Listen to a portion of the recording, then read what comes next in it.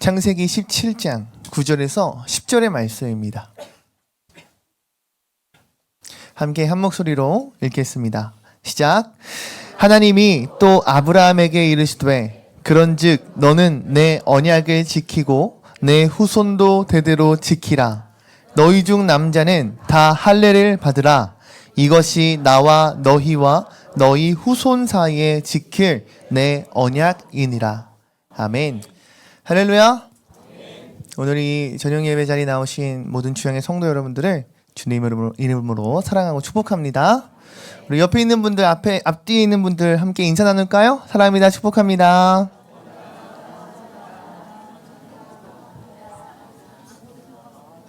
아멘. 예배의 참된 기쁨을 누릴 줄 아는 이곳은 우리와 여러분들의 주양인 줄로 믿습니다. 오늘 저녁은요, 여러분과 함께 창세기 17장의 말씀을 통해 함께 은혜를 나누고자 합니다. 오늘 함께 나누고자 하는 말씀의 키워드, 말씀의 포인트를 한번 말해보라 한다면 바로 할례라고 말할 수 있지 않을까 싶은데요. 창세기 17장 제일 위에 여러분들이 가지고 계시는 성경책을 보면 아마 소제목으로 이렇게 기록되어 있을 거예요. 할례, 언약의 표징. 오늘 우리 사랑하는 주양의 모든 성도 여러분들에게 하나님께서 주시는 말씀에 대한 소망이 있기를 소망합니다. 그 말씀 붙들고 기도할 수 있는 우리 되길 소망합니다. 오늘 이 예배 시간, 우리의 기도 시간에 하나님의 은혜와 축복이 분명히 넘쳐날 줄로 믿습니다. 먼저 우리 창세기 17장 1절에서 2절 말씀 함께 한 목소리로 힘차게 읽기 원합니다. 시작!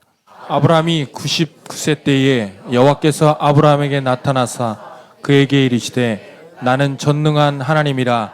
너는 내 앞에서 행하여 완전하라. 내가 내 언약을 나와 너 사이에 두어 너를 크게 번성하게 하리라 하시니. 아멘. 창세기 17장 1절에서 2절 말씀을 보니까요, 하나님 무엇라 말씀하시고 있습니까? 아브라함의 나이가 자그마치 99세 때에 여호와 하나님께서 그의 앞에 다시금 나타나십니다. 그리고 여전히 아브라함을 향하여 말씀하시는데, 나는 전능한 하나님이라. 너는 내 앞에서 행하여 완전하라. 할렐루야. 아멘. 우리말 성경을 찾아봤더니요, 이렇게 기록되어 있더라고요. 너는 내 앞에서 온 마음으로 순종하며 깨끗하게 행하여라. 아멘. 아멘. 하나님 말씀하세요. 내 앞에 너는 행하길 원한다. 온 마음 순종하길 원하고 그 행함 앞에 깨끗함이 있기를 소망한다고요. 어느덧 시간이 지나서 그의 인생의 나이 가운데 99세, 나이가 많은 노인이 되었던 아브라함에게 여호와 하나님은 찾아오셔서 말씀하십니다. 전능한 하나님이다. 내 앞에서 내가 행함으로 완전하기를 원한다. 온 마음과 뜻을 다하여 순종하기를 원한다. 너의 인생 가운데, 말씀 가운데 깨끗한 삶을 행하기를 원한다. 할렐루야. 2절 말씀엔 무엇라 말씀하십니까? 내가 너와 나 사이에 언약을 두어 너를 크고 번성하게 하리라 말씀하십니다. 하나님께서 언약을 두어 크게 번성할 축복의 말씀을 누구에게? 아브라함에게 지금 말씀으로 전하고 계시는 거예요. 사랑하는 성도 여러분, 하나님은 99세에 나이가 많은 아브라함에게 여전히 찾아오셨고 여전히 그의 삶 가운데 새로운 언약을 세우시는 분인 줄로 믿습니다. 우리가 이전에도 아브라함의 말씀을 계속해서 나누었지만 창세기를 통해 발견되어지는 이 아브라함의 인생의 반복적인 모습이 무엇라 말씀할 수 있을까요? 바로 하나님 앞에서 실패하고 하나님 앞에서 쓰러지는, 어찌 보면 연약한 모습이라 말할 수 있지 않은가 싶습니다. 창세기 12장 10절에서 13절 말씀 함께 읽습니다. 말씀 읽습니다. 시작! 그 땅에 기근이 들었으므로 아브라함이 애굽에 거류하려고 그리로 내려갔으니 이는 그 땅에 기근이 심하였음이라. 그가 애굽에 가까이 이르렀을 때에 그의 아내 사레에게 말하되 내가 알기에 그대는 아리따운 여인이라. 애굽 사람이 그대를 볼 때에 이르기를 이는 그의 아내라 하여 나는 죽이고 그대는 살리리니 원하건대 그대는 나의 누이라 하라. 그러면 내가 그대로 말미암아 안전하고 내 목숨이 그대로 말미암아 보존되리라 하니라. 아멘. 하나님의 말씀을 따라서 여정에 올랐고 가나안 땅에 도착했습니다. 근데 그곳 가운데 마주했던 현실은 무엇이었습니까? 기근이었죠. 기근이 그 땅에 심하여 계속해서 이동하고 남방 땅으로 가다 보니 어느새 마주한 애굽이라는 그 거대한 문명 앞에, 나라 앞에 아브라함은 어떤 모습을 보이고 있습니까? 자기 자신의 목숨을 부지하기 위하여 누구를? 아내 사레를 누이라 속이며 애굽의 왕에게 넘겼던 자가 바로 아브라함입니다. 하나님은 그런 상황 가운데에서도 아브라함에게 어떻게 일을 행하시고 역사하셨습니까? 도리어 아브라함을 도우시고 아브라함을 축복하시며 사면 초과의 상황 가운데에서도 아브라함을 구원하셨습니다.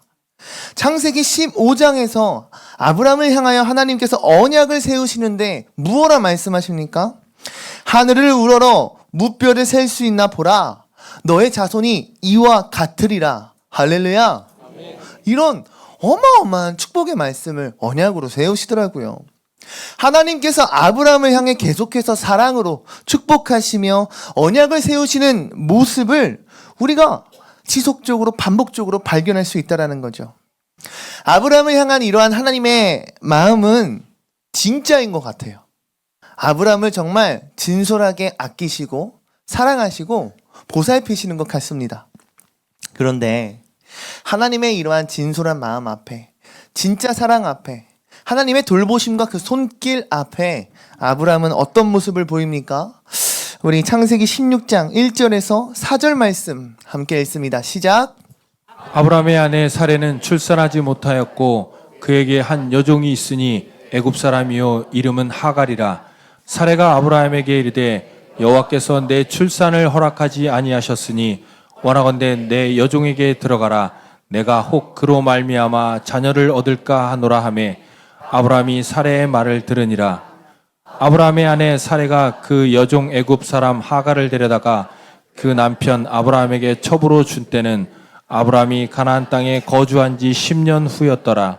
아브라함이 하갈과 동침하였더니 하갈이 임신하매. 아멘. 아브라함은요, 언약 이후의 아내 사레의 말에 따라서요, 아내를 통한 자녀가 아닌 여종을 통한 자녀를 취합니다. 분명 하나님은 아브라함에게 말씀을 허락하셨고 그 말씀을 언약으로 세우셨습니다. 그리고 그 언약의 말씀이 그의 삶 가운데 영원히 이루어질 축복으로 삼으셨는데 그럼에도 불구하고 아브라함은 누구의 말을 따랐습니까? 하나님이 아닌 아브라함은 아내 사레의 말을 따랐다는 거죠. 사레의 말을 따라 여종 애굽 사람 하갈이라 하는 그 여인과 동침을 합니다. 마치 이와 같은 모습을 바라보면서요, 한 인물이 떠오르더라고요. 창세기 2장과 3장의 말씀을 한 번에 읽습니다. 시작. 선악을 알게 하는 나무의 열매는 먹지 말라. 내가 먹는 날에는 반드시 죽으리라 하시니라. 여자가 그 나무를 본즉 먹음직도 하고 보암직도 하고 지혜롭게 할 만큼 탐스럽기도 한 나무인지라. 여자가 그 열매를 따먹고 자기와 함께 있는 남편에게도 주매 그도 먹은지라. 아멘. 우리가 잘 아는 인물이죠. 아담 그리고 하와 이야기. 에덴 동산에서 하나님의 천지 창조의 모든 하나님의 마음이 담긴 그 정수를 누렸던 그 인생이 바로 태초의 사람이었던 아담과 하와라 말할 수 있겠지요. 그런데 하나님이 그들 가운데 주신 제약된 명령, 하나님의 언약은 단 한 가지였습니다. 바로 선악을 알게 하는 나무의 열매를 먹지 마라. 먹지 말라는 것이 단 한 가지의 명령이었어요. 에덴 동산에 있는 모든 것은 너희가 취해도 되고 너희가 가져도 되고 만끽하고 누려도 될진데 마음껏 풍족하게 이 모든 것을 다 가져도 되지만 무엇 하나만 동산 중앙에 있는 선악을 알게 하는 나무의 그 열매만은 먹지 말라는 그 최초의 언약을 하나님이 세우셨습니다. 근데 그것이 아담과 하와를 향한 하나님이 원하시고 바라셨던 단 한 가지예요. 단 한 가지.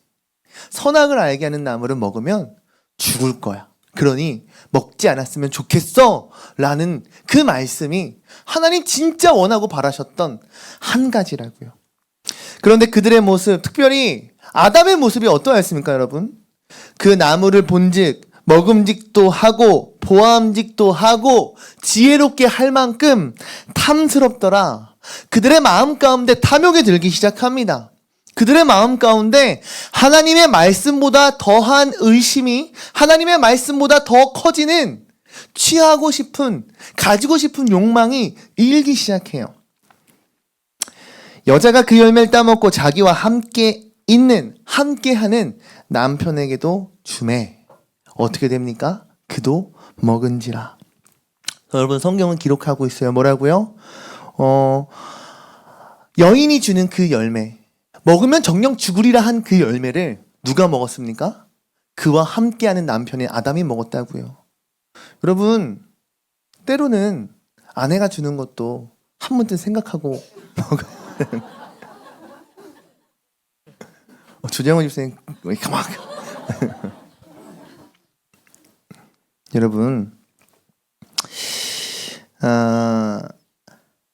확실한 하나님의 말씀이 있었음에도 불구하고 결코 흔들려서는 안 되는 기준이 그의 삶 가운데 세워졌음에도 불구하고 아담도 그리고 아브람도 그의 삶 가운데 있는 언약으로 세워진 하나님의 명령이신 말씀이신 그 기준이 흔들렸다라는 거예요. 오늘 이 말씀이 아브라함의 모습과 오버랩되어 보이는 것이 비단 저만 생각하는 문제는 아닐 거라 생각합니다. 하나님께서 너무나도 분명하고 확실한 언약의 말씀을 주셨고, 아브라함은 심지어 그 말씀의 언약이 이루어지기를 소망하며 하나님 앞에 횃불 언약을 세웠습니다.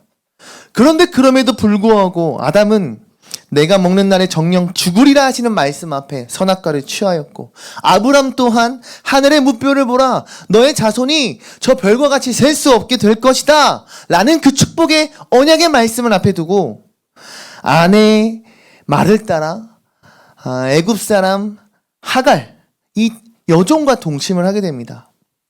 여러분, 질문하고 싶어요. 오늘을 살아가고 있는 여러분의 모습은 어떠합니까? 나는 아담과 달라. 나는 아브람과 달라. 여러분, 정말 나는 그들과 다르다라고 자신 있게 하나님 앞에 선언하고 선포할 수 있으십니까? 나는 선악과를 제시해도 먹지 않을 수 있어. 나는 횃불 언약 끝까지 지킬 수 있다라고 여러분의 인생을 걸고 호언장담하실 수 있겠습니까? 이와 같은 말씀을 통해 여러분께 드리고 싶은 것은 우리 또한 하나님 앞에 한 명의 인간으로서, 한 명의 사람으로서 참으로 연약하다라는 말씀을 드리고 싶어요. 그러하기에 우리가 연약한 한 명의 한 사람이기에 하나님의 은혜를, 하나님의 그 간절한 하나님을 향한 소망이 우리의 삶에 필요한 줄로 믿습니다. 그렇기에 우리는 더욱더 주님을 부르짖어야 할 줄로 믿어요. 하나님께 더욱더 예배해야 될 줄로 믿어요. 하나님 앞에 더욱 기도로 간구해야 되는 그 삶이 우리의 삶이 되어야 할 줄로 믿습니다. 더욱더 주님을 부르짖으며 주님을 붙잡으며 주님께서 부어주시는 축복에 대한 기대와 소망이 우리의 삶 가운데 있어야 한다라고요. 여러분, 그러나 우리의 삶이 정말 하나님께서 약속해 주신 정말 축복의 길만 걷는 것은 아닌 것 같아요. 우리도 살아가다 보면 아담과 같이, 때로는 아브람과 같이 우리의 삶 가운데 넘어지고 쓰러지고 패배하는 이러한 신앙의 실패의 경험을 경험하게 됩니다.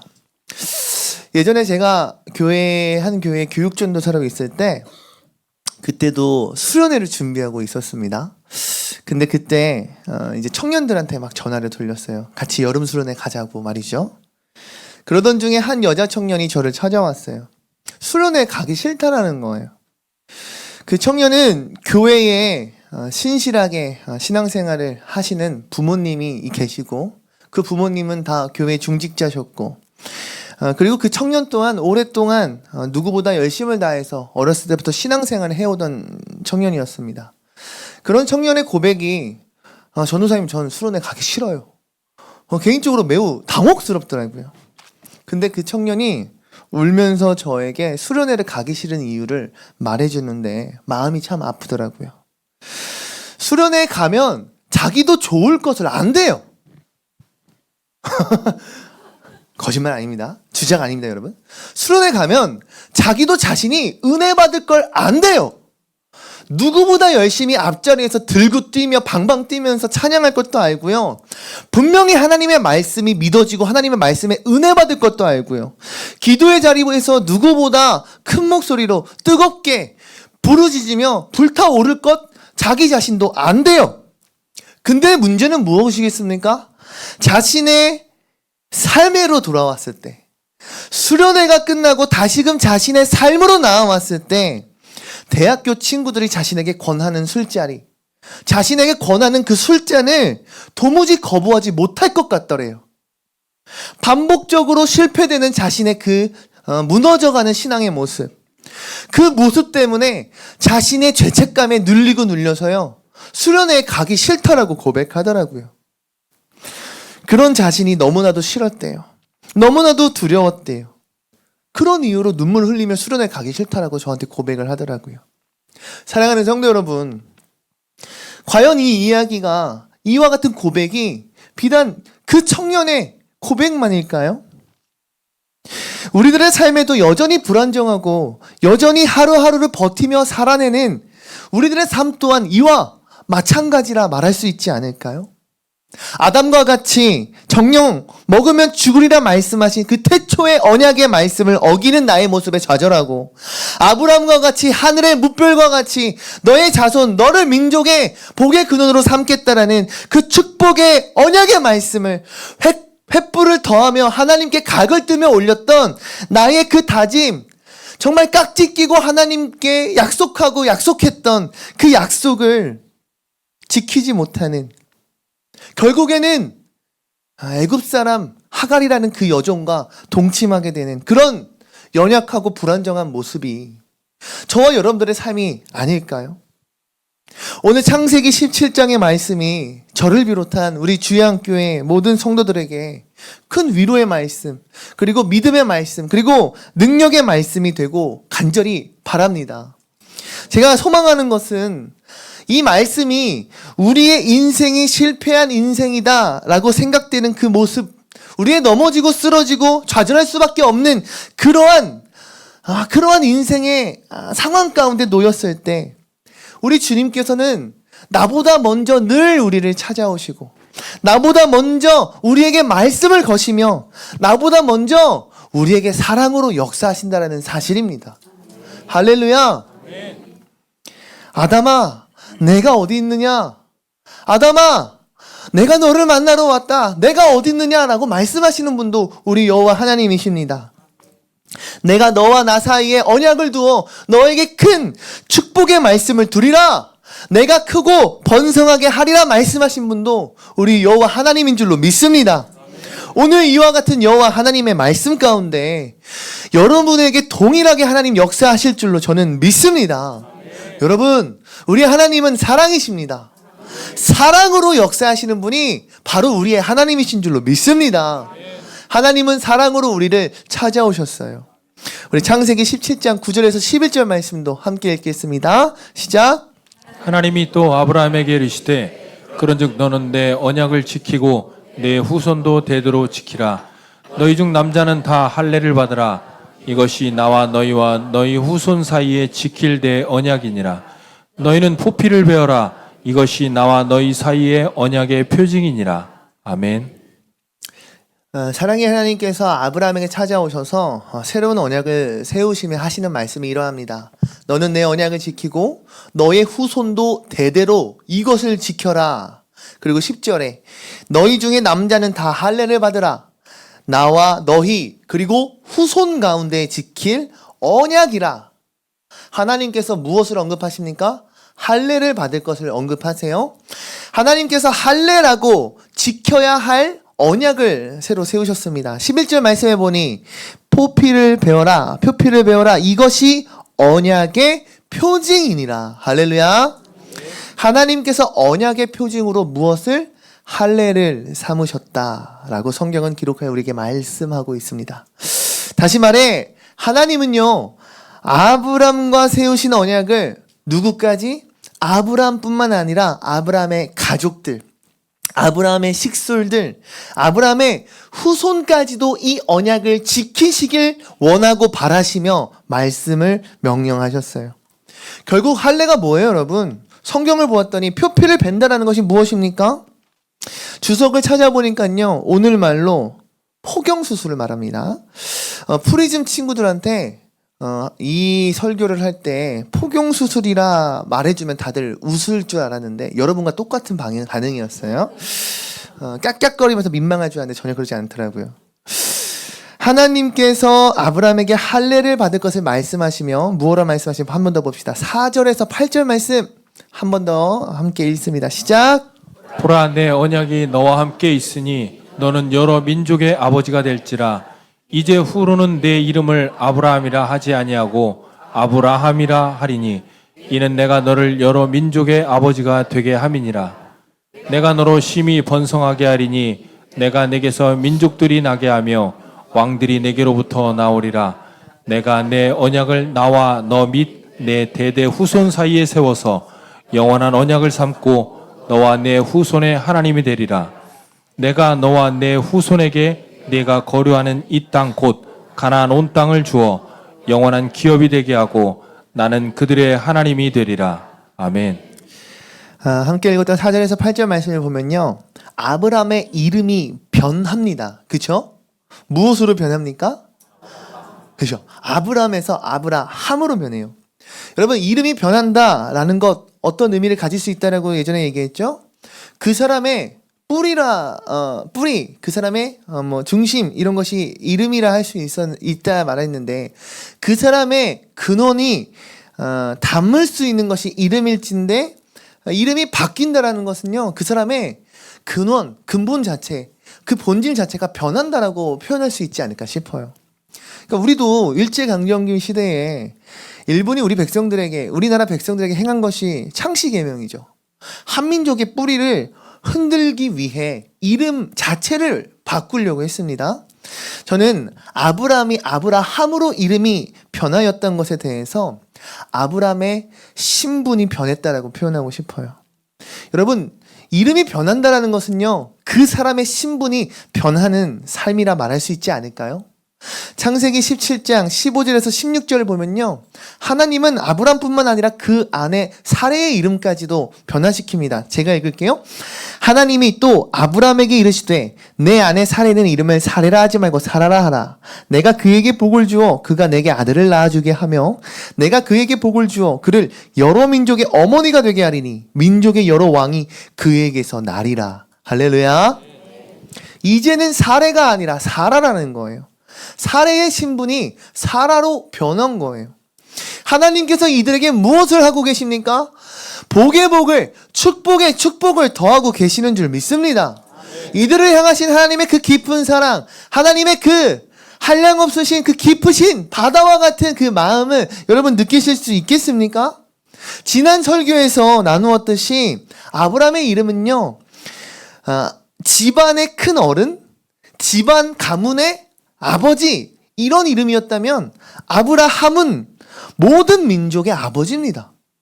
여러분, 아브라함이 심히 번성하여 민족들이 나며 왕들이 나온다라고 하나님께서 그의 인생 가운데 축복하고 계세요. 가나안의 온 땅을 그에게 있어서 너의 기업으로 삼겠다라고 하나님 약속하신다라니까요. 사레의 이름은요, 찾아보니까 나의 공주, 나의 왕비, 이런 이름이더라고요. 근데 변화된 사라는 여왕을 뜻합니다. 하나님 그녀를 축복하시기로 그녀를 통하여, 그녀의 이름을 통하여 그 나오는 모든 민족의 어머니가 되게 하고 그 민족의 여러 왕이 누구로부터? 그녀로부터, 사라로부터 나올 것이라는 것을 하나님 축복하시며 말씀으로, 언약으로 세우신다라고요. 할렐루야. 근데 중요한 것이 있죠. 뭐예요? 바로 이와 같은 축복 가운데 무엇이? 언약의 징표가 되는 할례가 거론되고 있다라는 거예요. 우리 17장 12절에서 14절 말씀 함께 읽습니다. 시작. 너희의 대대로 모든 남자는 집에서 난 자나 또는 너희 자손이 아니라 이방 사람에게서 돈으로 산 자를 막론하고 난 지 8일 만에 할례를 받을 것이라. 너희 집에서 난 자든지 너희 돈으로 산 자든지 할례를 받아야 하리니 이에 내 언약이 너희 살에 있어 영원한 언약이 되려니와 할례를 받지 아니한 남자 곧 그 포피를 베지 아니한 자는 백성 중에서 끊어지리니 그가 내 언약을 배반하였음이니라. 아멘. 여러분 12절에서 14절 말씀에 할례를 어떻게 말씀하십니까?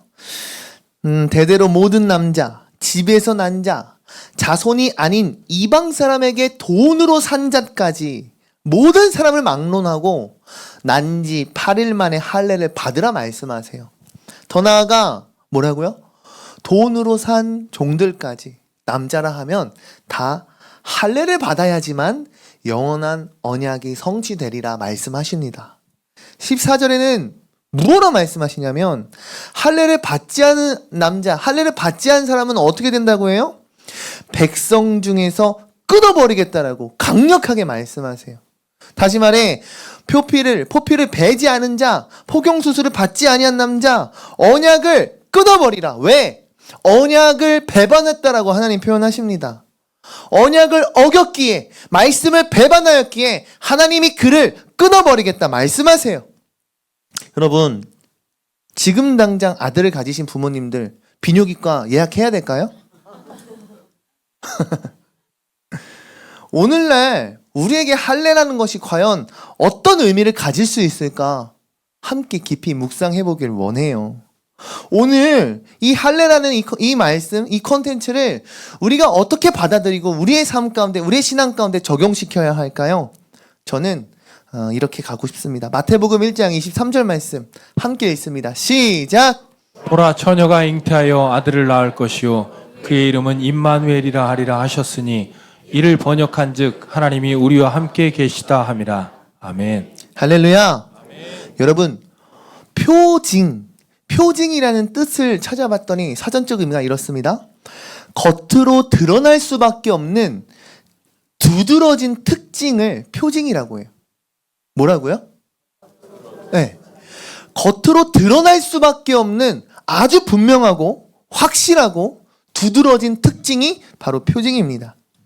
더 나아가 하나님의 능력과 역사를 증거할 수밖에 없는 표시 혹은 표적을 표징이라 얘기해요.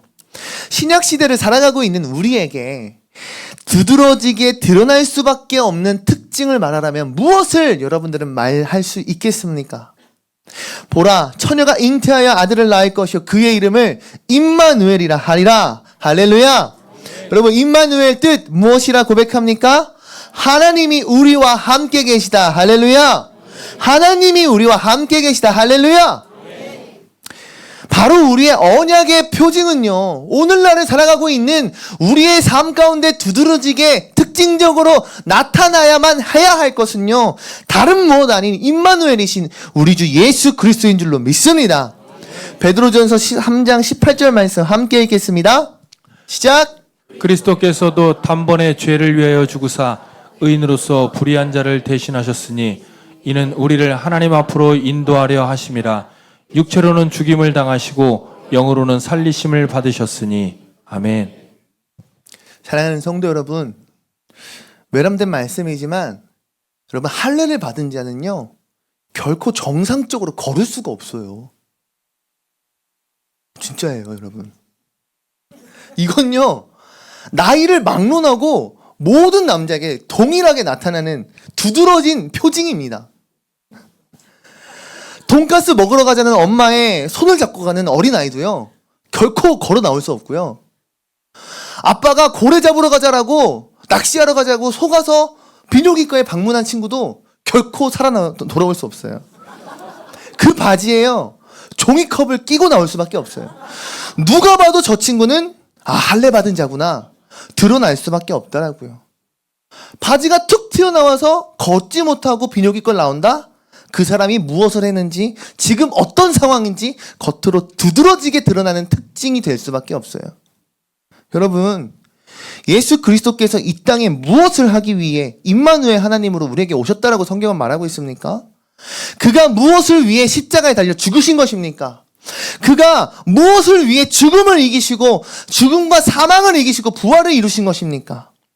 베드로전서 3장은 우리에게 이렇게 고백해요. 그가 단번에 죄를 위하여 죽으셨단 말씀하십니다. 그가 죽으신 이유를 의인으로서 불의한 자를 위하여, 불의한 자를 대신하여 그가 죽으셨다라고 말씀하십니다. 왜요? 우리를 위하여. 할렐루야. 우리를 하나님 앞으로 인도하시기 위하여 그가 죽으셨다라고 고백하고 있어요. 하나님 앞으로 우리를 인도하시기 위해 누가? 예수 그리스도 의인이신 그가 대신 죽임을 당하셨다라고 말씀합니다. 육체로는 죽임을 당하셨으나 영으로는 살리심을 받으셨느니라. 할렐루야. 오늘을 살아가는 성도인 우리들에게 진정한 할례는, 오늘날 우리에게 이 언약의 표징은 다른 무엇이 아닌 오직 예수 그리스도인 줄로 믿습니다. 여러분, 그분이 우리의 할례제가 되어 주셨습니다. 그분이 우리의 표징이 되어 주셨습니다. 그러하기에 마땅히 우리의 무엇으로, 내가 가진 그 무엇으로 우리의 겉으로 두드러지는 특징을 삼아야겠습니까? 여러분들이 사는 아파트의 브랜드입니까? 여러분들이 타고 내리는 자동차의 하차감입니까? 여러분들이 입고 다니고 메고 다니는, 여러분들이 들고 다니는 브랜드의 가방 옷입니까? 무엇으로 여러분들의 특징을 삼고 여러분들의 인생을 살아가시겠습니까? 저는 우리의 삶 가운데 오직 예수 그리스도, 할렐루야, 십자가 은혜, 할렐루야, 오직 주님의 보혈의 능력, 오직 예수를 닮아 우리의 삶 가운데 그분이 드러내지는, 나의 특징이 아닌 그분의 특징이 나타나는 그러한 우리 주양의 성도들이 되어야 할 줄로 믿습니다. 그것이 오늘을 살아가는 우리 가운데 주님께서 약속하신 언약의 표징이기 때문입니다. 우리 마지막으로요, 에베소서 2장 8절 말씀 마음을 담아 읽겠습니다. 읽습니다. 시작. 너희는 그 은혜에 의하여 믿음으로 말미암아 구원을 받았으니 이것은 너희에게서 난 것이 아니요 하나님의 선물이라. 아멘. 너희는 그 은혜에 의하여 믿음으로 말미암아 구원을 받았으니, 할렐루야, 이것은 너희에게 난 것이 아니라 하나님의 선물이라. 우리는 오늘도 하나님의 은혜로 말미암아 구원에 이르는 자인 줄 믿습니다. 때로는 우리의 삶 가운데 매일의 삶이 너무나도 부족하고 연약하고 실수투성인 것만 같은 그런 때가 저도 참 많습니다. 아, 왜 난 더 잘하지 못하지? 아, 왜 난 맨날 이렇게 구멍투성이지? 아, 왜 맨날 긴장할까? 조금 더 잘할 수 있지 않았을까라는 인생의 후회가 저 또한 너무나도 많아요. 아, 이때 이런 선택을 했으면 좋지 않았을까? 내 인생에 이 선택을 잘못했기 때문에 지금 이런 고통을 당하는 게 아닐까? 이러한 패배감에 휩싸인 때가 너무나도 많다고요. 너무나도 부족하고 연약하고 때로는 사람들이 실패자라 얘기하는 그런 실수투성이인 그런 삶 한가운데 있는 나일지라도 하나님은 늘 내게 먼저 찾아오십니다.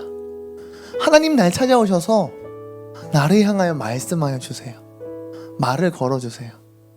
다솔아, 너가 어디 있느냐? 지금 내가 어디 있느냐?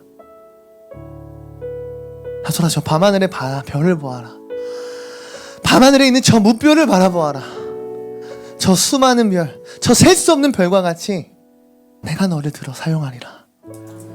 하나님 말씀하신다고요. 에베소서 2장 8절 뭐라고 고백한다고요? 너희에게 난 것이 아니요 하나님의 선물로 주는 것이라.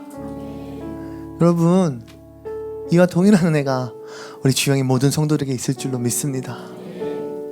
혹여나 어두컴컴한 흑암 가운데 거니고 계십니까? 인생의 실패와 세상의 잣대와 여러 가지 환경 가운데 그저 하염없이 통곡의 눈물이 흐르고 계십니까? 우리 주님은 오늘도 이 시간도 여전히 여러분들을 향하여 나아가십니다. 그리고 여러분들에게 선물을 주고 싶어 하세요. 괜찮아. 너로 인함이 아닌 나로 인하여 나아가자. 너로 인한 특징 아닌 오직 예수의 십자가, 오직 예수의 보혈, 오직 예수의 능력을 힘입어 나아가자라고 주님 말씀하십니다. 우리가 겉으로 두드러지게 나타나야 하는 그 특징은, 표징은 다른 무엇 아닌 오직 우리에게 선물로 찾아오신 예수 그리스도인 줄로 믿습니다. 그 주님을 마음에 담아 더 깊은 기도의 자리에 나아갈 수 있는 저와 여러분들 되길 소망합니다. 우리 나의 안에 거하라 라는 찬양 함께 고백하길 원합니다. 나의 안에 거하라. 나는 내 하나님이니 모든 환난 가운데 너를 지키는 자라. 두려워하지 말라. 내가 널 도와주리니 놀라지 말라. 내 손 잡아주리라. 나의 안에 거하라. 나의 안에 거하라. 나는 내 하나님이니 모든 환난 가운데 너를 지키는 자라. 두려워하지 말라. 두려워하지 말라. 아멘. 내가 널 도와주리니 놀라지 말라. 내 손 잡아주리라. 우리 함께 마음을 담아 고백합시다.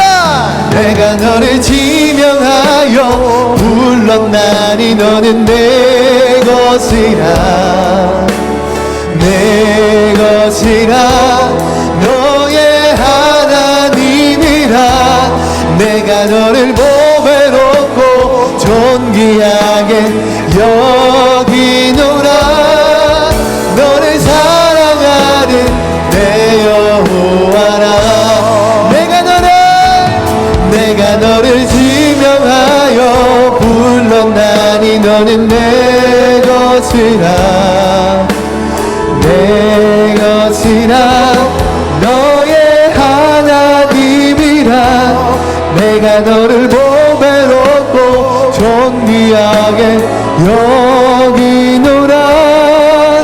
너를 사랑하는 우리 더욱더 마음을 담아 고백합시다. 내가 너를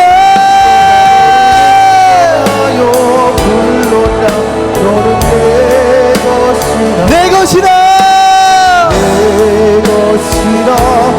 너의 하나님이라. 아멘. 내가 너를 보배롭고 존귀하게 여기노라. 너를 사랑하는 우리 마지막 두 손 들고 내가 너를 지명하여 불렀나니 너는 내 것이라. 내 것이라. 너의 하나님이라. 내가 너를 보배롭고 존귀하게 여기노라. 너를 사랑하는 내 영.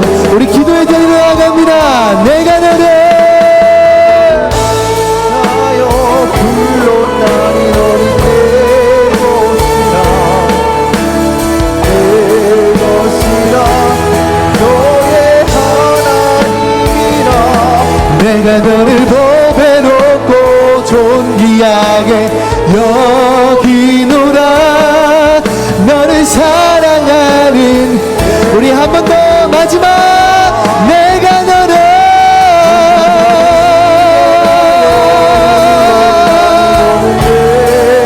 내 것이라. 너의 하나님이라. 내가 너를 보배롭고 존귀하게 여기노라. 너를 사랑하는 내 여호와라. 이 시간 함께 기도하기 원합니다. 우리가 겉으로 두드러지게 드러나야만 하는, 꼭 드러나야만 하는 그 특징은 다른 무엇 아닌 오직 예수 그리스도입니다. 우리가 부족해도 상관없어요. 내가 무언가를 가지지 못해도, 달성하지 못해도 괜찮아요. 하나님은 그러한 우리를 여전히 동일하게 태초부터 사랑하십니다. 하나님의 그 사랑만이 우리에게 남았으면 좋겠습니다. 하나님의 그 사랑만을 의지하며 나아가는 우리 되길 소망합니다. 주님의 그 사랑이 더욱더 흘러넘쳐 다른 이들까지 사랑할 수 있는 저와 여러분들 되길 소망합니다. 우리 시간 주님을 바라보며 주님을 소망하며 주여 세 번 부르짖고 함께 동성을 담아 나아갑시다. 주여.